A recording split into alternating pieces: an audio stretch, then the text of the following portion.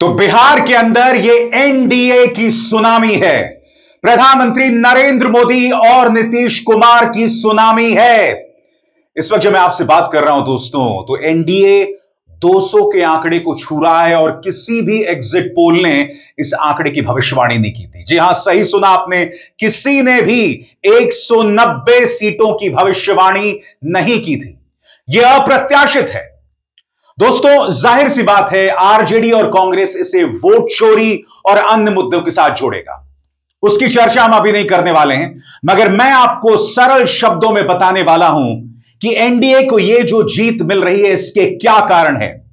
सबसे पहला कारण, महिला जो कि एक किंग मेकर के तौर पर उभरी है, यानी कि महिलाएं। याद कीजिएगा, महिलाओं के लिए दो चीजें हुई थी। 10,000 रुपए उनके खाते में। सबसे बड़ी बात, जब 30 लाख महिलाओं को 10,000 रुपए उनके खाते में मिल जाएगा, तो आप सोचिए उसका क्या असर पड़ेगा। इसके अलावा वृद्धाओं को जो पेंशन है वो 400 से 1100 में बढ़ा दिया गया। आपको यह नहीं भूलना चाहिए, इसी मंच पर मैंने आपको बार बार बताया है कि नीतीश कुमार का यह जो तुरुप का पत्ता है, इसका जवाब देना नामुमकिन है। इसी मंच पर मैंने बार बार कहा है कि वो जो 10,000 रुपए जारी किए गए हैं, उसी के चलते तेजस्वी यादव ने कहा था कि जनवरी तक हम हजारों रुपए गरीबों की महिलाओं में डाल देंगे। मगर फर्क है दोस्तों, एक तरफ वादा और दूसरी तरफ आपके खाते में पैसे चले गए। मगर इस बात को नजरअंदाज नहीं किया जा सकता कि ये जो 10,000 रुपए ट्रांसफर किए गए हैं, ये चुनाव आचार संहिता की धज्जियां हैं। ये मत भूलिए, 6 अक्टूबर को चुनाव आचार संहिता की घोषणा होती है, मगर बावजूद इसके महिलाओं के खाते में 30,000 रुपए जाते हैं। इसके बाद आप क्या उम्मीद कर रहे थे। महाराष्ट्र में 2,000 रुपए ने काम किया और अब बिहार में 10,000 रुपए ने वो कमाल कर दिखाया एनडीए के लिए, या ये कहा जाए भारतीय जनता पार्टी गठबंधन के लिए। इसमें दो राय नहीं कि इससे बड़ा कोई फैक्टर नहीं है। यकीनन तेजस्वी यादव को युवाओं में जबरदस्त प्रतिक्रिया मिल रही थी। यकीनन युवाओं में असंतोष था बेरोजगारी को लेकर। मगर जब महिलाओं का आंकड़ा, वोटिंग प्रतिशत पुरुषों से 10% ज्यादा था, तो इसका अर्थ यह हुआ कि अक्रॉस कास्ट लाइंस, यानी सभी जातियों की महिलाओं ने खुलकर नीतीश कुमार को वोट किया। और यह भी ना भूलें कि जनता दल यूनाइटेड लगातार कह रहा था कि नीतीश कुमार का आखिरी चुनाव हो सकता है। जाहिर सी बात है दोस्तों, इसमें कहीं ना कहीं सिंपैथी फैक्टर, यानी सहानुभूति का फैक्टर भी जुड़ रहा है। जाहिर सी बात है, कांग्रेस इस नतीजे को स्वीकार नहीं कर रही है। पार्टी के प्रवक्ता पवन खेरा क्या कह रहे हैं, देखा जाए, सुना जाए। तो अभी शुरुआती रुझान है, थोड़ा इंतजार कर रहे हैं। शुरुआती रुझानों में जरूर लग रहा है कि ज्ञानेश कुमार गुप्ता भारी पड़ रहे हैं बिहार की जनता पर, लेकिन आने वाले कुछ घंटों में स्पष्ट होगा कि बिहार के लोग भारी पड़ेंगे ज्ञानेश कुमार गुप्ता पर या ज्ञानेश कुमार गुप्ता ही भारी पड़ेंगे। देखते हैं, इंतजार कर रहे हैं। दोस्तों, कांग्रेस ने जो कहा वो एक अलग मुद्दा है, मगर एक बात तय है, बिहार के चुनावों में करप्शन कोई मुद्दा नहीं है। बिहार के चुनावों में बेरोजगारी कोई मुद्दा नहीं है। कम से कम अगर हम इन नतीजों पर विश्वास करें, बिहार के चुनावों में महंगाई कोई मुद्दा नहीं है। लोगों के खातों में पैसे दीजिए, काम हो जाएगा। और इसने नजीर कायम कर दी है आने वाले सभी चुनावों में।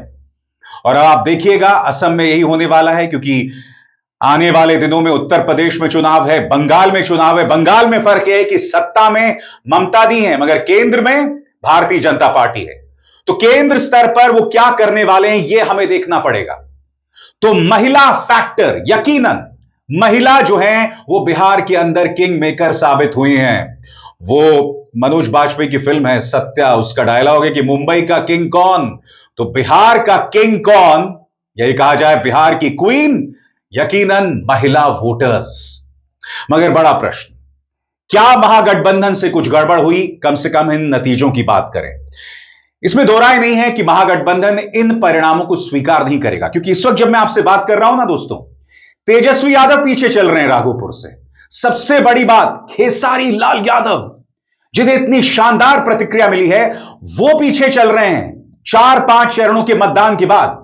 हो सकता है दोस्तों शाम तक दोनों ही जीत जाएं, हम नहीं जानते हैं। वो पीछे चल रहे हैं। अब आप जानते हैं तेजस्वी और खेसारी को क्या प्रतिक्रिया मिल रही थी। बावजूद इसके अगर वो पीछे चल रहे हैं और अगर उन्हें हार का सामना करना पड़ता है, तो आप सोच सकते हैं ये अपने आप में कितना बड़ा अपसेट होगा, कितना बड़ा उलटफेर होगा, कितना बड़ा चुनावी झटका होगा।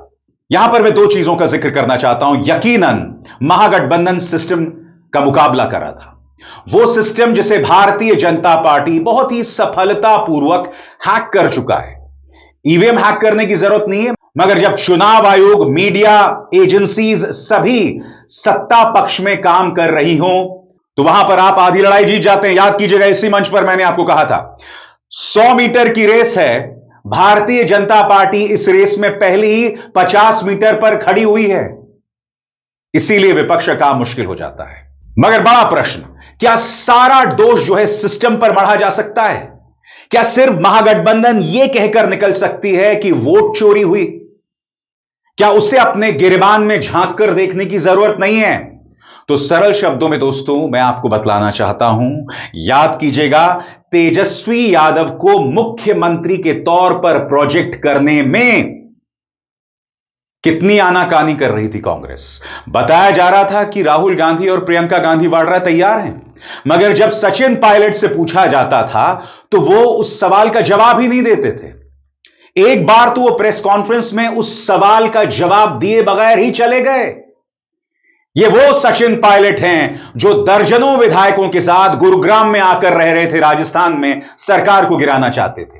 तो यह हालत कांग्रेस की है, इसमें दो राय नहीं है कि तेजस्वी यादव जो हैं वो न सिर्फ महागठबंधन बल्कि बिहार के अंदर एक लोकप्रिय राजनेता समझे जाते हैं, फिर भी उन्हें मुख्यमंत्री के तौर पर प्रोजेक्ट नहीं किया जा रहा था। कम से कम 7 ऐसी सीटें थी जहां कांग्रेस और आरजेडी में फ्रेंडली फाइट चल रही थी।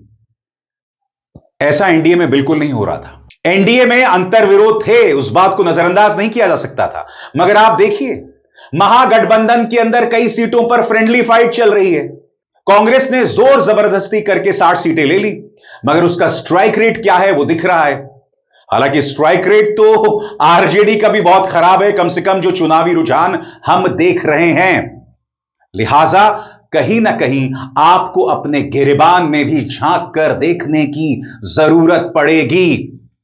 मगर यकीनन दोस्तों, यह चुनाव नीतीश कुमार का है। इस वक्त जब मैं रुझान देख रहा हूं तो कभी बीजेपी नंबर 1 पार्टी हो रही है तो कभी जेडीयू। अगर जेडीयू नंबर 1 पार्टी होती है तो नीतीश कुमार को नजरअंदाज नहीं किया जा सकता। नीतीश कुमार का अगला मुख्यमंत्री बनना तय है, एनडीए की तरफ से अगला मुख्यमंत्री होगा। अब सवाल सिर्फ इतना ही है कि क्या नीतीश कुमार अगले मुख्यमंत्री होंगे या नहीं। कहीं नीतीश कुमार खुद ही राजनीतिक संन्यास का ऐलान तो नहीं कर देंगे, हमें इस बात का भी इंतजार करना पड़ेगा। मगर अगर जेडीयू नंबर 1 पार्टी हुई तो यकीनन जनता दल यूनाइटेड की तरफ से ही अगला मुख्यमंत्री होगा। तो यह जीत की सुनामी है, इसका असर कहीं ना कहीं विपक्ष की एकता पर पड़ने वाला है, इसका असर कहीं ना कहीं भारतीय जनता पार्टी के अहंकार पर पड़ने वाला है, जो आने वाले दिनों में और भी ज्यादा बढ़ने वाला है। विपक्ष बिहार को एक संजीवनी के तौर पर देख रहा था, एक राजनीतिक संजीवनी के तौर पर। मगर याद कीजिएगा, इसी मंच पर मैंने आपको बार बार बताया था कि अगर महागठबंधन जीत जाता है तो वो किसी बड़े राजनीतिक चमत्कार से कम नहीं होगा, क्योंकि उनका मुकाबला पूरे सिस्टम के साथ है। और जब सिस्टम ही हैक कर दिया जाए तो आपको ईवीएम हैक करने की जरूरत नहीं पड़ती है। सबसे बड़ी बात, खुलकर एक किस्म की चुनावी रिश्वत दी गई।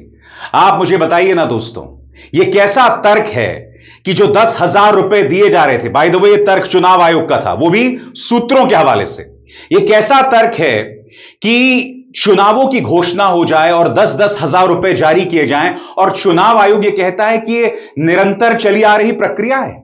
तो चुनाव आयोग से पलटकर एक सवाल पूछा जाना चाहिए कि आपने जो महाराष्ट्र के चुनावों की घोषणा की थी, वो घोषणा में देरी क्यों की, ताकि वहां पर लाड़की बहन योजना के तहत 2,000 रुपए ट्रांसफर किए जा सके। और इस बार चुनावों के बीचों बीच हजारों रुपए ट्रांसफर किए जा रहे थे। 2 चरणों का मतदान, उन दोनों चरणों के मतदान के बीचों बीच 10,000 रुपए ट्रांसफर किया जाता है। तो एक तरह से कहा जा सकता है दोस्तों कि प्रदेश की जनता ने यानी बिहार की जनता ने पैसा देखा और वो एक बहुत बड़ा फैक्टर साबित हुआ।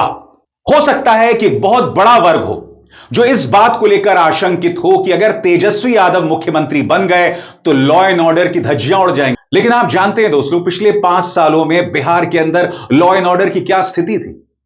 सबसे बड़ी बात, जो युवा है उसने बिहार का वो दौर नहीं देखा जब लालू प्रसाद यादव मुख्यमंत्री हुआ करते थे, जब बिहार को जंगल राज के साथ जोड़ा जाता था। मगर आप जानते हैं इसके पीछे कहीं ना कहीं एक पूर्वाग्रह है, क्योंकि उत्तर प्रदेश में अगर भाजपा सत्ता में है या बिहार में अगर एनडीए सत्ता में है और वहां पर जितनी भी घटनाएं होती जाएं उससे कोई जंगल राज से नहीं जोड़ता, मगर जंगल राज शब्द बहुत आसानी के साथ अखिलेश और तेजस्वी के साथ जोड़ दिया जाता है। तो ये दोहरे मापदंड तो हैं ही। यकीनन दोस्तों, जैसे मैंने बताया, इन नतीजों का केंद्र सरकार की राजनीति पर भी जबरदस्त असर पड़ने वाला है। विपक्ष के लिए करारा झटका है। भारतीय जनता पार्टी यहां से और मजबूत उभरेगी और आने वाले जो चुनाव है, विधानसभा चुनाव, वहां पर वो और मजबूती के साथ उभरेगी और लड़ेगी। अब देखना यह है कि इसकी काट विपक्ष के पास क्या है। अभिसार शर्मा को दीजिए इजाजत। नमस्कार।